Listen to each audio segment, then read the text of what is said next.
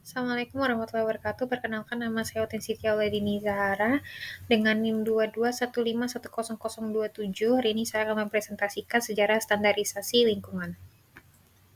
Submateri yang pertama yaitu pengertian. Penggunaan istilah lingkungan seringkali digunakan secara bergantian dengan istilah lingkungan hidup. Kedua istilah tersebut meskipun secara harfiah dapat dibedakan, tetapi pada umumnya digunakan dengan makna yang sama yaitu lingkungan dalam pengertian yang luas, yang meliputi lingkungan fisik kimia maupun biologi, contohnya lingkungan hidup manusia, lingkungan hidup hewan, dan tumbuhan. Lingkungan hidup juga memiliki makna yang berbeda dengan ekologi, ekosistem, dan daya dukung lingkungan. Kendati demikian, ketiga hal disebut terakhir tidak dapat dipisahkan dari pengertian atau lingkungan hidup. Submateri yang kedua yaitu sejarah. Standarisasi secara luas di seluruh dunia mulai berlangsung dengan pesat namun masih terlepas dari pengelolaan lingkungan. Pengelolaan lingkungan dan gerakan standarisasi muncul pada tahun 1990-an.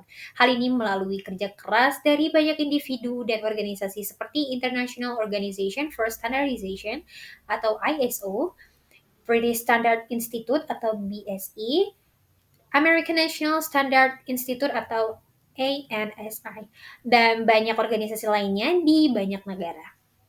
Banyak standar yang diajukan dalam penggabungan pengelolaan lingkungan. ISO International Organization for Standardization yang berkedudukan di Swiss adalah organisasi yang bertugas mengembangkan standar di bidang industri, bisnis, dan teknologi. ISO PBB atau WTO World Trade Organization, walaupun standar-standar yang dihasilkan merupakan rujukan dari kedua organisasi tersebut.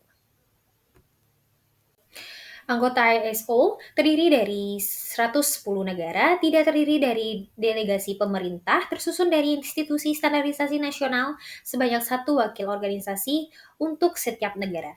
ISO 14000 series merupakan seperangkat standar organisasi internasional bidang manajemen lingkungan yang dimaksudkan untuk membantu organisasi di seluruh dunia dalam meningkatkan efektivitas kegiatan pengelolaan lingkungannya. Meski ISO adalah organisasi non-pemerintah, kemampuan untuk menetapkan standar yang sering menjadi hukum melalui persetujuan atau standar-standar nasional membuatnya lebih berpengaruh daripada kebanyakan organisasi non-pemerintah lainnya. Dan dalam prakteknya, standarisasi lingkungan menjadi konsorsium dengan hubungan yang kuat dengan pihak-pihak pemerintah. ISO 14001 merupakan standar sistem internasional yang mengatur tentang segala aspek lingkungan berkenaan dengan lingkungan kerja yang secara langsung berhubungan antara tempat kerja, produksi, dengan alam serta lingkungan sekeliling. ISO 14001 merupakan salah satu bagian dari sesi ISO 14000.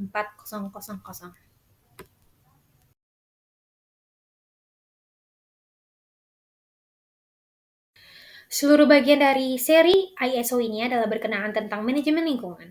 Standarisasi lingkungan merupakan seperangkat standar internasional bidang manajemen lingkungan yang dimaksudkan untuk membantu organisasi di seluruh dunia dalam meningkatkan efektivitas kegiatan pengelolaan lingkungannya. Standarisasi lingkungan dapat digunakan sebagai alat bantu dan fokus terhadap pengendalian aspek lingkungan atau arah aktivitas produk dan pelayanan Anda berkenaan dengan pengelolaan lingkungan, sebagai contoh emisi udara, tanah, atau air. Organisasi wajib menjelaskan apakah yang mereka lakukan, mengikuti prosedur yang tersedia, dan mendokumentasikan upaya-upaya mereka untuk mendemonstrasikan kesesuaian dan perbaikan. Submateri yang ketiga yaitu tujuan. Terdapat tujuan dari terbentuknya standar sistem internasional lingkungan atau yang dikenal dengan ISO 14001. Tujuan tersebut memberikan keuntungan terutama untuk lingkungan yang menjadi sarana atau bagian yang tidak dapat dipisahkan dari kehidupan, terutama dalam dunia kerja industri yang saat ini sudah ke arah yang lebih maju.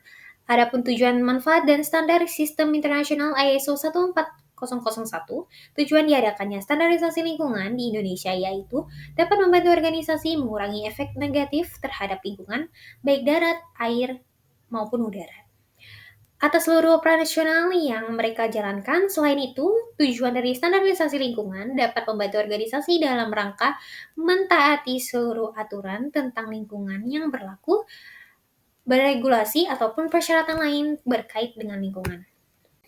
Tujuan lain dari standarisasi lingkungan yaitu membantu organisasi meningkatkan kualitas dari lingkungan kerja yang menjadi bagian wilayah manajemen lingkungan. Sebenarnya bukanlah standar internasional untuk sistem manajemen lingkungan sebagaimana istilah yang diketahui.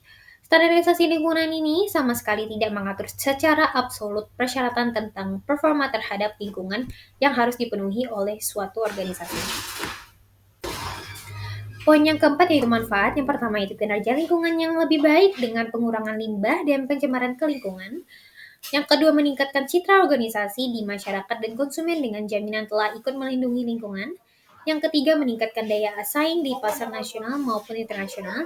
Yang keempat, hemat biaya dan energi melalui pengurangan pemakaian bahan-bahan berbahaya sehingga mengurangi biaya dan usaha untuk mengelola limbah serta dengan mengurangi pemakaian energi fosil di energi baru dan terbarukan. Yang kelima, menurunkan potensial dapat terhadap lingkungan. Yang keenam, memperbaiki tingkat pemenuhan compliance peraturan. Yang ketujuh, mengurangi dan mengatasi resiko lingkungan yang mungkin timbul. Dan ke-8, dapat mengurangi kecelakaan kerja. Yang ke-9, dapat memelihara hubungan baik dengan masyarakat, pemerintah, dan pihak-pihak yang peduli terhadap lingkungan. 10, memberi jaminan kepada konsumen mengenai komitmen pihak manajemen puncak terhadap lingkungan. 11, dapat mengangkat citra perusahaan, meningkatkan kepercayaan konsumen, dan memperbesar pangsa pasar. 12, mempermudah memperoleh izin dan akses kredit bank. Yang ke-13, dapat meningkatkan motivasi para pekerja. Yang ke-14, meningkatkan hubungan dengan supplier. Dan yang terakhir, langkah menuju pembangunan yang berkelanjutan. Poin yang kelima, penerapan standarisasi lingkungan di Indonesia. Yang pertama itu penerapan ISO 14001 di industri Indonesia. Yang pertama itu ISO 1440 adalah standar internasional untuk sistem manajemen lingkungan atau SML yang banyak diadopsi oleh perusahaan Indonesia secara sukarela. Yang kedua, penerapan ISO 1440 membantu perusahaan meningkatkan efisiensi penggunaan sumber daya, mengurangi limbah, dan meningkatkan kinerja lingkungan secara keseluruhan. Yang ketiga, studi menunjukkan bahwa secara adopsi ISO 1400 2015 banyak perusahaan mengalami peningkatan efisiensi proses hingga 17% dan kepatuhan terhadap regulasi lingkungan meningkat signifikan. Yang keempat, data ISO 2018 mencatat 1.944 perusahaan di Indonesia telah menerapkan ISO 1400 dari total 359.000 perusahaan di global. Yang terakhir, penerapan ini juga mendukung pencapaian tujuan pembangunan berkelanjutan atau SDGs di Indonesia. Yang kedua, standar akuntansi lingkungan pada UMKM. Yang pertama, UMKM di Indonesia mulai mengintegrasikan standar akuntansi lingkungan untuk mengelola dampak aktivitas terhadap lingkungan. Yang kedua, penerapan standar ini masih terbatas karena rendahnya pemahaman, keterbatasan sumber daya, dan kurangnya regulasi yang mendukung.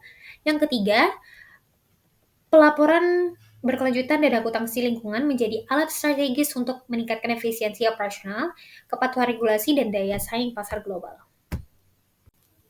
Yang ketiga, harmonisasi standarisasi lingkungan dan tanggung jawab sosial atau ISO 26000.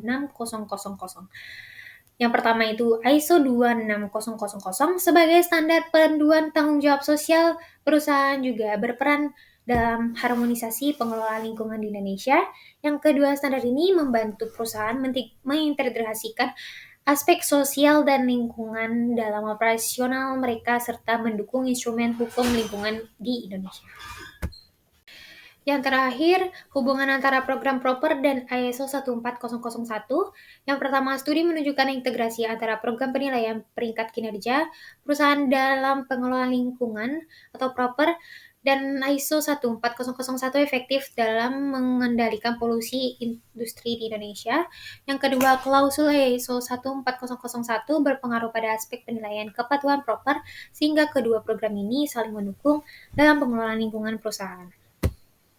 Poin yang keenam yaitu studi kasus. Yang pertama, sistem manajemen lingkungan ISO 14001 di Taman Nasional Bromo Tengger Semeru. Yang kedua, analisis penerapan ISO 1400 2015 di Industri Act. Yang ketiga, penerapan akuntansi lingkungan di pabrik gula UD Karya Manis Tulungagung. Dan yang terakhir, kesimpulan, standarisasi lingkungan merupakan upaya sistematis untuk menetapkan aturan, pedoman, dan persyaratan teknis yang bertujuan untuk mengelola dan mengurangi dampak negatif aktivitas manusia terhadap lingkungan.